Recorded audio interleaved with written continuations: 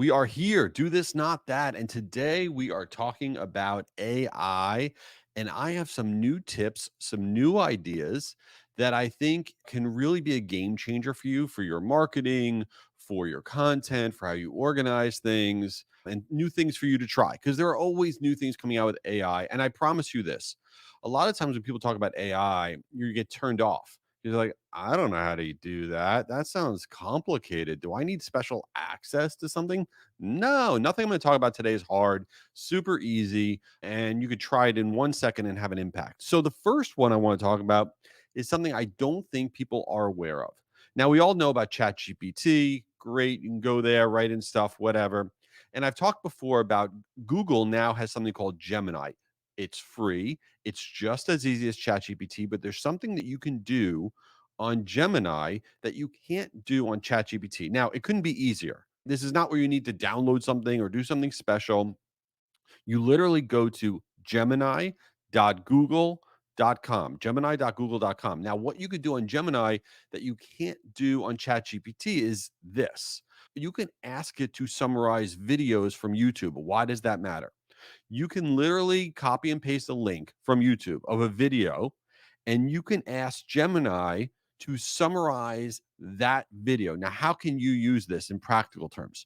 So, let's say your company just did a webinar, hypothetically. You can go and copy that URL of that YouTube link, upload that webinar to YouTube, and then you go to Gemini and you say, summarize this video and then turn it into a newsletter that's less than 500 words, turn it into a blog that's less than 1,000 words, turn it into 7 different social posts that I could put on LinkedIn that are each less than 100 words. And then you paste the YouTube link of that video. And then instantly it will summarize that video and it will give you all those different content pieces based on the content of that video.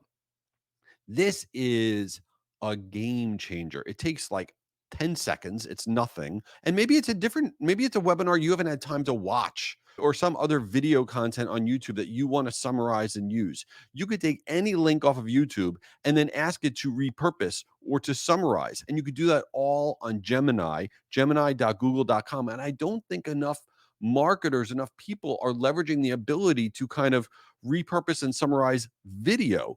So that's one that I think is a no-brainer that I would try all day long. The other one, probably my most favorite prompt that you can do on ChatGPT or Gemini or any other tool that you're using, but you go to ChatGPT, and this is the one I use for a lot of our client campaigns, especially email or social media posts. And it has to do with your call to action buttons, the buttons that you're putting in your emails or on your social posts. And I think that marketers are sleeping on the importance of your call to action buttons. So if you are promoting a piece of content, let's say you want somebody to download something, usually the button inside your email says download. If you want somebody to buy something, your consumer product, you put in there buy now. One of the best hacks for ChatGPT is this prompt where you go to ChatGPT. Let's say you were trying to get somebody to download a piece of content. All you do is the following. You say, write the call to action button download and write it in the first person and create urgency, but do not include the word download and give me 10 different versions. And the key things there are you asked it to write it in first person and you also asked it to not include the word download. Why is that important? Call to action buttons that are actually written in the first person have over a 20% higher average click through rates than average call to action buttons that are not. So, for example, when I put in write the call to action button download in first person and create urgency, but do not include the word download and give me 10 different options, this is the type of stuff I get back. It'll say, get my copy now, claim my free access, unlock my exclusive content, grab my spot now, secure my copy today.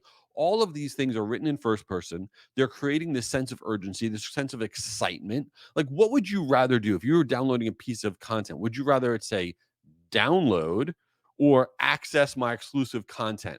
Which one sounds better to you? It's more interesting, it's more exciting. And the same thing on the consumer side. Instead of buy now, it's get my savings now. you're getting the person excited. So asking ChatGPT to rewrite your call to action buttons with urgency, written in first person, but not including the word buy, or not including the word register, or not including the word download, is a win. Now, some other things that you could be doing with AI that are super simple that I think people are sleeping on is being extremely detailed in what you're asking it.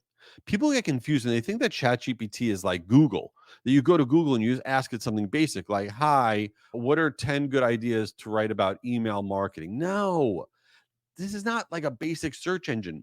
The more detailed you are with ChatGPT, the more useful information that you're going to get.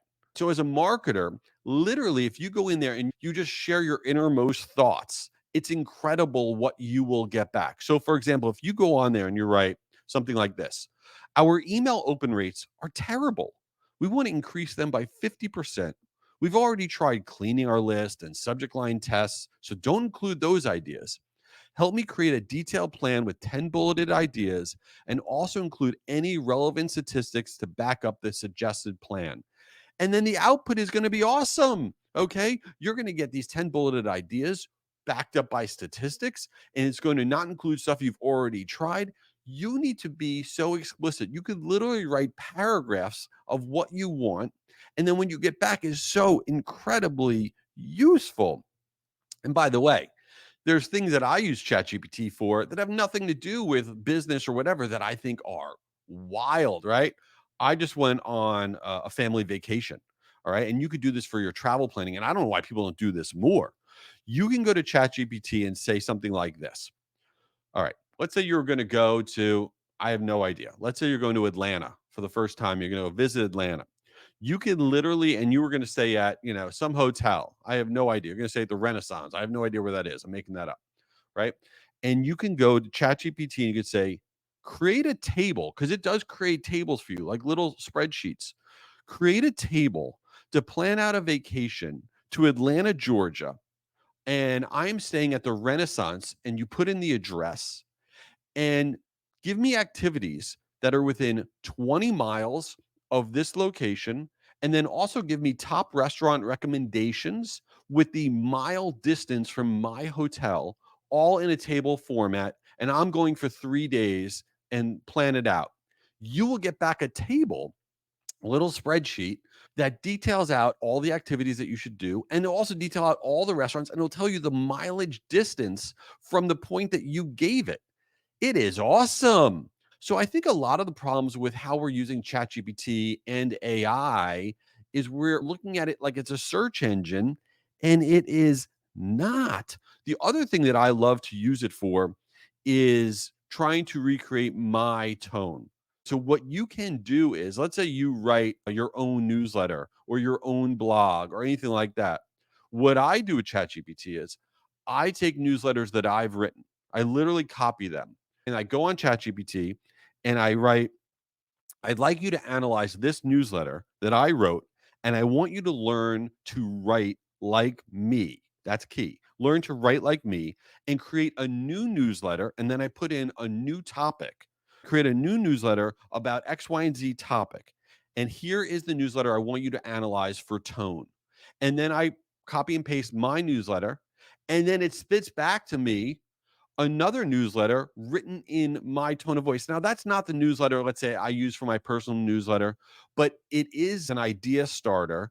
And it's a great way to leverage ChatGPT for it to kind of speak to you the way that you speak. And I don't think enough people are leveraging that enough. All right. Before we get into Since You Didn't Ask, which is the portion of this podcast that just goes sideways, it really does. I want to let you know that this podcast is exclusively presented by Marigold. Marigold is the number one email sending and loyalty program platform on planet Earth. I use it. I love it. They have an incredible new piece of content, the Marigold 2024 Global Consumer Trends Index, and you could download this thing for free. Why do you want to download it? It has so much information that I rely on for so many of my different pieces of marketing and discussions with clients. I'll give you an example. They had this one stat I was just looking at that was so cool. And the stat was this: when it comes to sharing data when someone's deciding whether or not they should give you their personal information, what are the top 3 reasons that people decide whether they should or should not give their data? And they are, according to the index, loyalty and reward programs at 89%, discount and coupons at 91%, and early access to offers at 83%. So you get to see all this cool trends. If you want this thing, go to jschwedelson.com/2024. You could download the Marigold 2024 Global Consumer Trends Index. Again, that's jschwedelson.com/2024. It's free. Check it out. All right, let's get into, since you didn't ask, random things that are going on with me this week. What is going on with me this week? Well, first off, I have an issue with how everybody is consuming TV or streaming or whatever. So I'm knee deep right now of his Blind Six. The season is phenomenal. I talk about reality TV way too much, but it's awesome. But the problem is Netflix dumps like a bunch of episodes all at once, and nobody that you talk to is in the same place. And so I'll be talking to someone, they go, "Oh, are you at the point where they're at the hotel?" I'm like, "No, shut up. I'm not there yet. I'm still over here." I go, "You can't do that." And they go, "Well, hit me up when you get to the hotel part." I'm like, this is so annoying. This happens to me because people know I watch these ridiculous shows. They hit me up like, "Are you at this point?" No, I'm at this point. I can't take it. We need to not have, we just need to release one episode at a time, and we need to stop the madness, because I can't, like, traffic all these people sharing, and somebody's going to screw up and they're going to tell me something and I'm going to get really upset. Oh my goodness. Why? I always get worked up. I got another thing that worked me up this week. I always. So I'm out to dinner and the waiter comes over to the table right when we sit down. And the waiter says to me, and I realize this happens a lot. And the waiter says to me, "Hello." They go, "Have you dined with us before?" And then you either say yes or no. And I'm always thinking that when I say, "No, I haven't dined with you before," that some sort of amazing piece of information is going to come out of the waiter's mouth that's going to blow my mind. So the waiter's like, "Have you dined with us before?" I go, "No, I haven't." And they go, "Okay, well, I'm going to tell you today's specials." I'm like, "Well, who cares if I've dined with you before or not? I thought you were going to tell me like a panda comes out and they do a dance and it's going to be awesome and make sure you stick around for it. What is the point of asking me if I've dined with them before?" And I don't understand. So next time when somebody says to me, "Have you dined with us before?" I'm going to say, what is the meaning behind the question, so I can really get the value out of that interaction? This is what goes on in my brain. This is actually what happens in my brain. Very small brain. I don't know. Anyway, I appreciate you being here. A couple things. Please, first, leave a review for this ridiculous podcast if you like it. Maybe you didn't like it. I don't know. Just do something in that category. And then also, guruconference.com, the world's largest free virtual email marketing event. It's free. It's 2 days. We just opened up registration. I will be there. 20,000 marketers will be there. Why haven't you registered? Let's go. Guruconference.com. You are awesome for being here. Keep it real and ask waiters questions. Thanks.